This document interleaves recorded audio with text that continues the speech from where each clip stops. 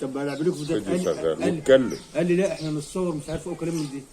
صورنا والعيال ويكون في علمك تصوير الفيديو لا مؤاخذه مش عشان صورة ابوك او صورة او الكلام الفاضي ده عشرة عمر وثبات انا داخل فيه وواكل فيه. مشي الفيديو علينا احنا كلنا يا ابن عادي وعلى الحاجات ده ايه؟ يا مشيت دخلنا ودخلنا والعيش وملح والحمد لله. الحمد لله ربنا يديمها محبه.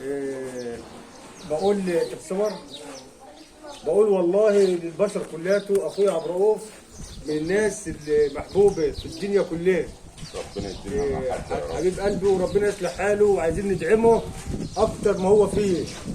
يعني هو له قناه على اليوتيوب والنبي عشان خاطر اني حبايب قلبي الاحلام السعاده للسبع للساعات والسبع ادعموه خدت بالك وعايزين الراجل دي يعني ربنا يصلح حاله وابن يا البلد رب وابن البلد عايزين ندعمه ونخش نعمل بالبلد ندعم مين؟ وبحق ربنا بقول الكلام الصريح وبوصل الرساله لو حد عنده ساعه عنده سبحه عنده عمله ذو قيمه او شافها على النت لا مؤاخذه يعرضها عليا وبما يرضي الله هجيب له السعر الصح فيه.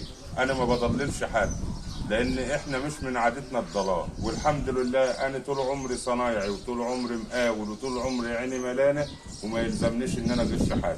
حبيب قلبي ولا حبيب قلبي وابو خليل عشرة طفوله وطول عمرنا لا مؤاخذه في الكلمه بناكل في طبق واحد. وما بصورش معاه على اساس شهره او كلام من ده. انا بصور معاه لا مؤاخذه محبه الحمد لله ربنا يديم المعروف لله وسيدنا رسول الله لان هدفي كله الصلاه على سيدنا النبي عليه الصلاه والسلام. وربنا يا رب يديمها محبه ربنا وقويه. يصلح حالكم يا رب. حاجه النبي وتحياتي للحاج عبد الرؤوف تحياتي لكم.